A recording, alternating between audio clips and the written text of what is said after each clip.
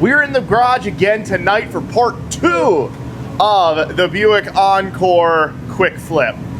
This thing kind of stumped us for a while. If you didn't watch the first episode, just for a little recap, this is the second time this engine has been torn down. The first time it was because of a broken timing chain guide. That's all replaced, new water pump, all that stuff. And then once it was assembled, absolutely spilling oil everywhere. So couldn't find anything easily from up above or anything like that that would easily tell us what was going on. So we pulled it all back apart, got the timing cover off, and discovered a pinhole from where the timing chain rubbed when the first incident occurred that caused our leak. But it was just so minuscule, but I'll show it to you here.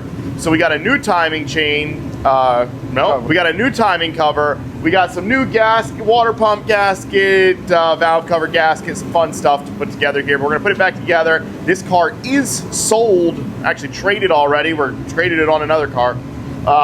And so we're going to get this thing back together. Otherwise, it seems like it runs good, but it's not had a huge test drive because of the spewing oil. So Lance is here. He's got the new timing cover in that box. Let's pull this guy up on top there. I want to show him what's going on. You want it in the vise, or you? No, we can just show him. It's such a small little... It's on this side. Yeah, no, I think it's the other side. I was going to say, it's like it's between these, right there. You can barely tell. We didn't catch it. And by we, I mean me, Lance. I had nothing to do with the original teardown. But if you look on the inside of the engine, there is a little dimple in there. But even when we were looking at it, I didn't really catch that was what the problem was. Let's see here. Right there, that little dimple. Probably should have caught it, but we didn't. We should have caught it, probably. Maybe. But did not. And so that was the problem. Thought about just JB welding it, but then the used covers on eBay were what, $100? Yeah. So just decided to do it right. We don't need anything else out this one, right? Not all the actuators. Oh, we do have actuators on it. Okay. Probably. We'll be professional. That's just probably the next video. Okay. Next video we're gonna be professional. Now this thing could end right now if I open this box that I got off eBay and it's not the right cover, or it's broken, or whatever. Sure. Then we will not be doing it professionally. We will just be JB welding the old cover. And we'll be screaming, so. All right, nothing left in there. This is the mighty 1.4 liter, known as an engine that GM made for a short amount of time because it wasn't that good. Actually, it was a pretty long run. Are they still doing it in anything? They're still doing it, I think, in a few small things. Maybe not now, but I'd say like 2012 to 22, like 10 years. You know. Yeah. Oh, this one has actuators. I don't know if we want to trust that they were functioning right in the other car, but they're not terribly hard to pull out. Yeah. So yeah, it's true. I could just test them and then do it after. Okay. Looks correct. Yeah. Did you get a new crank pulley seal? I did. All right. I did.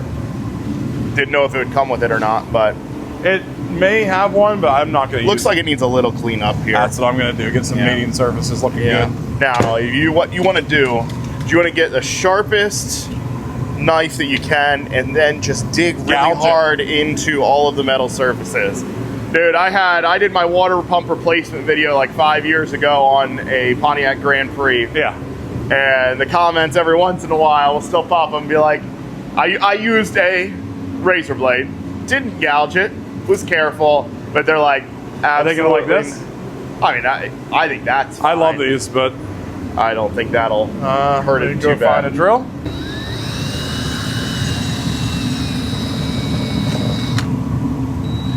Clean up some of the real dirty spots over here. I want to get the money shot. Yeah. A little brake cleaner. Oh, that's working pretty good. I'm a big fan of this thing. When I discovered these, they became my new best friend.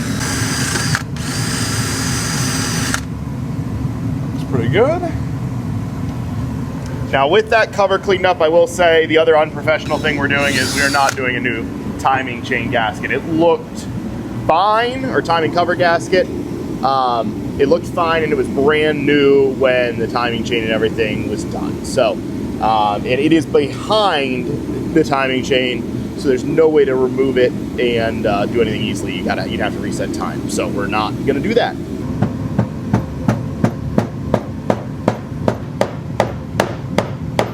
Probably on this side a little bit. You're going a little crooked. Yeah.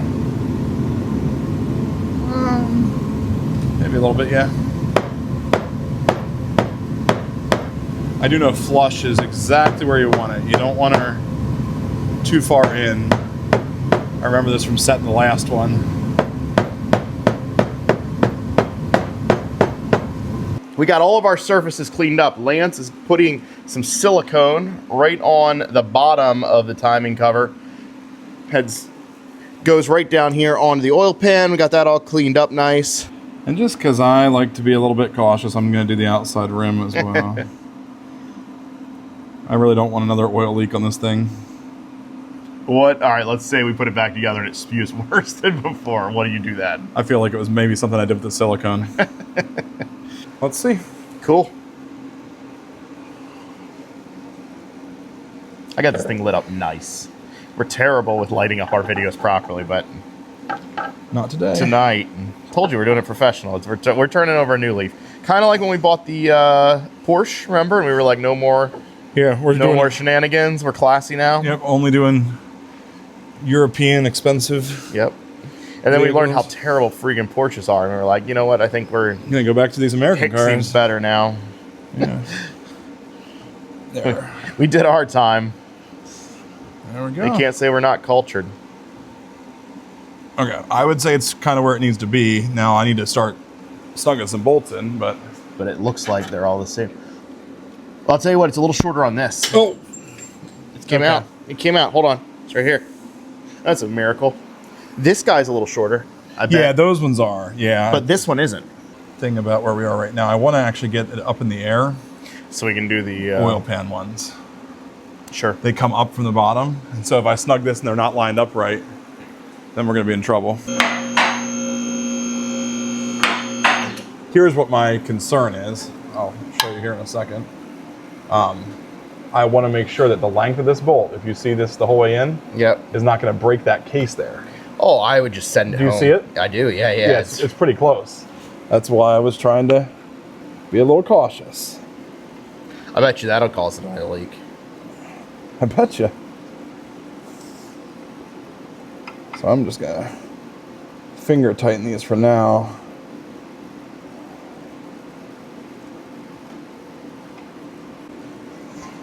The way you're supposed to do this, but like a lot of the people that have done the job before have shown the kind of cheat way to do it. You're supposed to pull the oil pan. And then if you have the 3/8 ratchet, I gotta torque all these. Have you seen the video?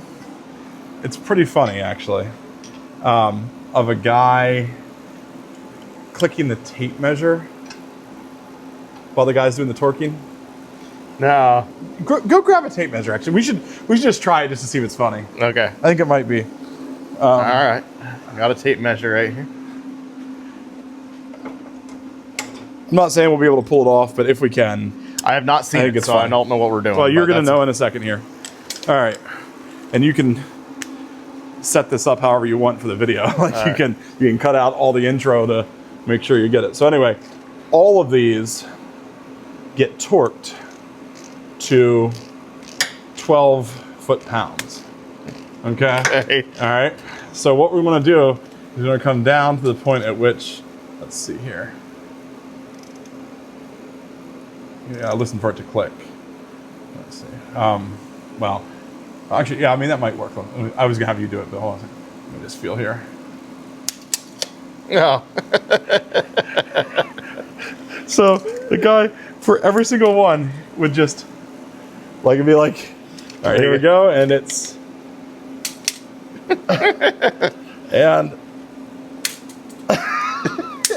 yeah, it's, yeah. But he had his hands free, so it was a little more helpful. Yeah, I'm holding a tape measure, but actually that feels pretty good. So I'm going to be done with that one. How many inch-pounds was that? I don't know, man. I don't think you have to torque these. I guarantee there's a torque spec for it. Yeah, if it was in an airplane. All right, we got everything done on the lower half of the timing cover. Lance is about ready to pop the alternator back on. That we were able to set out of the way. We'll have to work on the AC compressor too. And the AC compressor is way, way worse than this, so. You got a bolt for me? I think I got that close. I had them and then I set them down. There we go. Same length? Yeah, same length. Perfect. All right. We'll have a little discussion later on about the tensioner design on said alternator or serpentine belt setup. So we're now working on the AC compressor. There is not much I can even show you guys because of how tight it is up in the front of the engine. But just know that it sucks. It has this bracket. We can explain it to him. Explain to him how it sits in there and why it sucks so much. The bracket sits on the engine, on the front of the engine, just like this. And so the AC compressor nests in this little spot here. You know, the circle of it sits like this with 3 bolts through it. But one of them for this bracket's hidden behind it. So you have to, like the AC compressor sits here and it's in the way. Yeah. So. And it's not, they're just every single one is difficult to get to with hose running, radiator, just whatever. It's a tight little spot to work. So Lance is torquing down the last of the bolts on the timing cover, the water pump, everything like that. Kind of all done. We are just doing a new valve cover gasket, mostly because these are famous for leaking, and this one feels quite dry, not properly lubed. And it comes with a bunch of little guys here, and I don't know where those go yet. Not sure on that. I don't see anything. It would look like they would be around here, but that's just not true. Oh, they're for the screws. Or screws. The bolts. That's what they're for, I bet.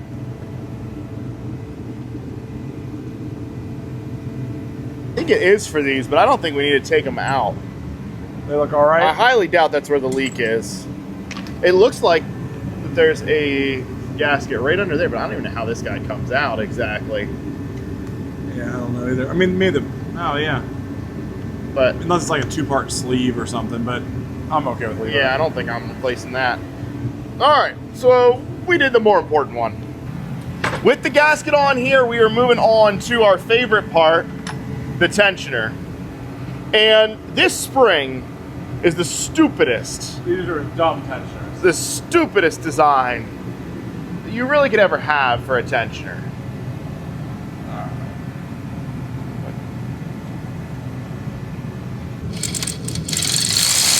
Oh yeah. You got it.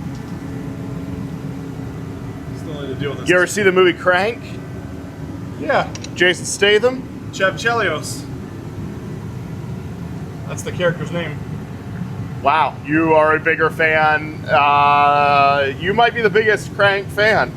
Not a lot of people watch that movie. Now, since we were talking NASCAR the other day on the podcast, I don't know when this is going to come out, but you guys will probably know. I know it'll be after the Daytona 500. We are filming before the Daytona 500. Who do you got? It's tomorrow. Who do you got? Who's your pick? Austin Dillon.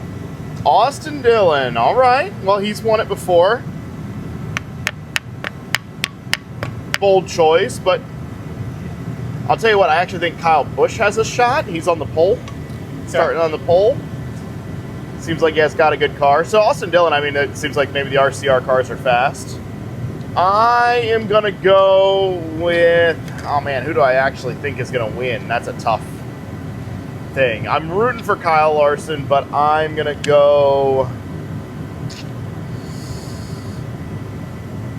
Tell you what, I feel like a Chase Elliott win. I think it's going to be a Chevy. I think they redesigned their bodies a little bit over the off season to push better. So I think that's what's going to be. Well, I'll tell you the issue I'm running into right now is with this actual job, and I can't get that oil pump. I don't know if you can see this, but that oil pump's off center. Yeah. And I can push it out of the way, but it just slides back down. But it just comes right back down. Take a look. Yeah. So like that, I can put it where it needs to be.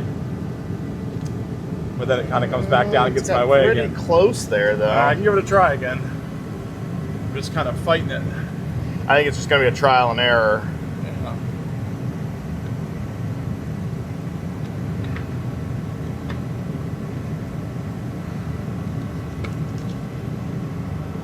Sorry you're holding it that whole time. No, I'm okay. Like, So we have been fighting, trying to get this crank pulley on here for a while.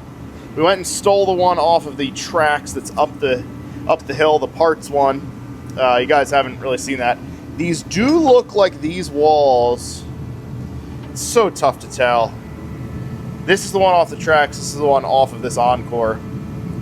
These walls seem thicker on this, like visually, like that this is a little bit larger on the one that came off of the Encore, which would make sense because we can't go in. So we're hoping that maybe this crank will work. The crank pulley will work on it, but we'll find out. We found out that this came off of a 2019 tracks. The new timing cover did, and there is a bunch of different part numbers that some work, some don't. It looks like didn't find anything 100% conclusive yet, because there's a million part numbers, but it looked like anyways. I'm just gonna try it. Yeah, go ahead, put her on. If it goes right on, that's gonna be cool. That's gonna be the answer.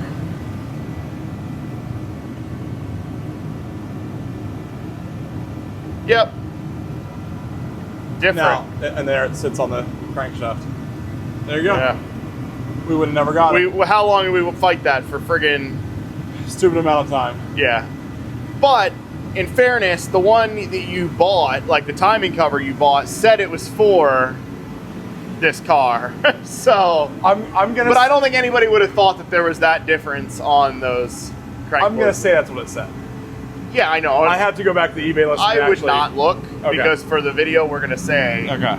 that it was incorrect and it was someone else's fault. But we really thought because of that gear in there falling down and not centering itself that we were just fighting against it, which makes total sense.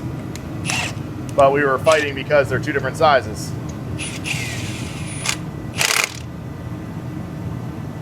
Done. Yep. And we will torque that off camera. Possibly major misstep is we probably should check what the crank seal number is for. Oh, to make sure that It's the same circumference and actually this one is a seal little around. like smaller-ish. Yeah. Yeah, we should. Probably. That part number is The 2015. 15. All right. I think any of these can be trusted, but I got a 46113 Felpro. Says 46113. So Yeah. let's hope. All right. See if we're spewing oil again. So we got the belt on. We got a crank pulley on. The belt tensioner setup, and we have talked about this a few times, is the worst setup I've encountered on any car ever. There is no extra play whatsoever. And that spring, that stupid spring, is just, it takes everything you got to compress it far enough. Yeah, it's insane. Have you ever seen a vehicle that is as bad as this one? No, I'm angry about it right now, just thinking about it. So, I mean, it took Lance and I together. Like, it's just stupid. Maybe somebody has a trick for it. I thought the stupidest was the ones that had the stretch belts. That you have to have the little tool for, but... You know, I actually have that tool, and they're not that hard to install once you have the tool. Yeah. So, But like having to have a special tool when we had kind of perfected the whole tensioner setup like about, I don't know, 35, 40 years ago, seemed good enough. I feel like I have less control on that thing than most. And what you want to do is I'm going to send the first one home. Like really, really tighten it. Back in the day, little story time, I was installing a toilet. I was probably 14 years old, 13, 14 years old, and I cranked the one side way down and then tried to do the other side and cracked that toilet. Nobody was happy. Is that in some sort of professional capacity? I was employed to do it. Okay, that sucks. Yeah. They were actually, everybody was cool about it. That's tightening, isn't it? No. No. Hold on a second. It's loosening. It's loosening. It is loosening. Dude, it's so late that I just am not going to trust anything. You know what I mean? It's. There it goes. Okay. I just felt wildly tight. That was my fault then. You do that without getting dirty? Oh, I think so.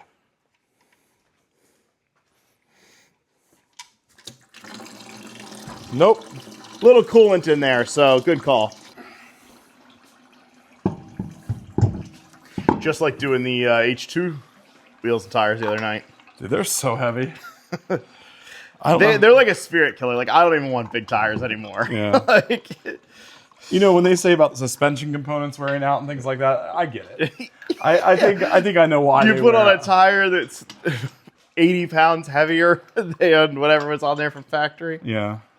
But the other side of that is, like, on this side of the wheel bearing, the knuckles, everything like that, it's supporting like a 7,000 pound car.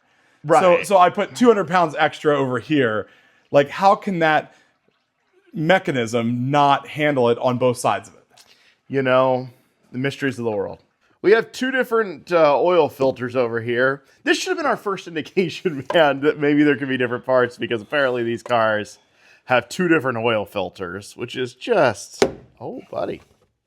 It's actually not as bad as it looks. Okay, it looked like you were struggling there, but we got to figure out which one goes in. We got our orange coolant. That's right, we're actually putting the correct color coolant back into this car. I mean, we always do, but this time here, I feel like I should mention it. Okay. This says it is a Hengst. What does it take to pour pour some oil? We got to be close, actually, because this takes 4.2. Well, this should be 5, right? And we put 3 in. Yeah, this is a 5-quart jug. When you have about a half quart left. Yeah, we'll be close. Yeah. But I think it might need a little more than the average oil change, just because of how much stuff we had apart. Like, yeah, we lost. Like the oil pump isn't filled up. You know, there's a whole lot of things. Okay. Now, what's going to happen right now, right, for the video? All right, but don't tell them. Don't tell them. What? I'm gonna watch this. So yeah. Oh yeah, beautiful. Oh, you were gonna get a shot of it? Yeah, oh no, it's okay. Just do it once more. No, it's good. You don't need to check it. Check it once more, and then fine. you can show us. Well, it's probably not down in the bottom yet. Then how was it perfect? It might be over full now. All right, looks like we still need some more. Yeah. Okay. Moment of truth. Will she start with the old battery that's been sitting all winter? It's hot in here. Just from the torpedo heater blasting on it. Well, it has insulation in there. Oh, so close. Give one more. Give one more. Yeah, I hate it. Good. Oh, no.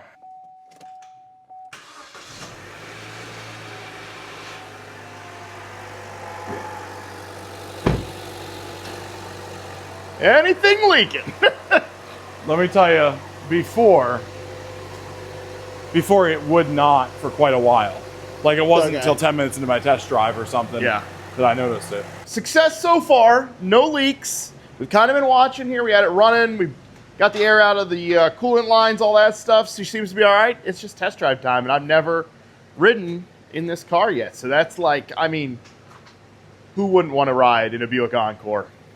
Anyone with any self-respect whatsoever. But I'm taking a ride. Cruising. All right, I may have spoke too soon on the heat situation.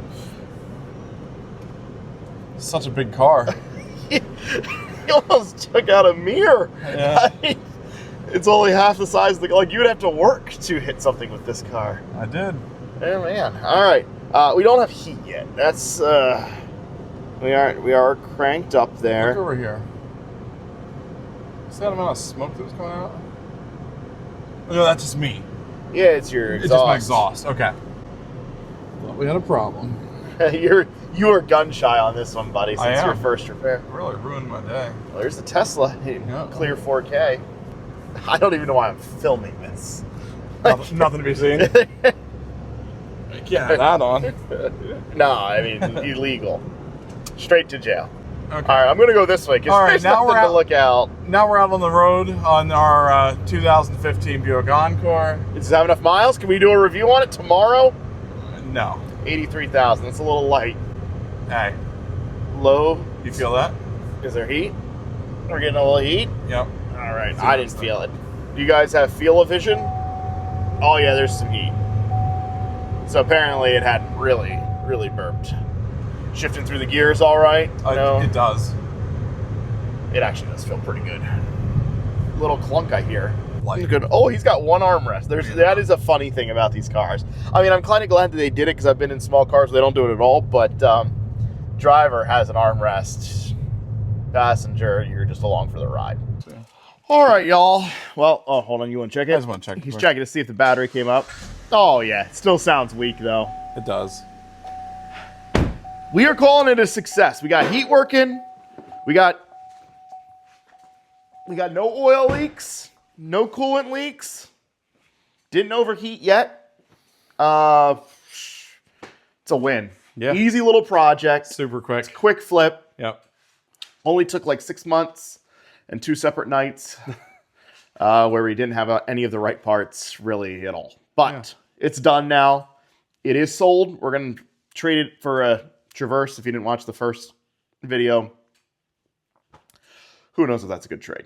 All right. Thanks for watching, guys.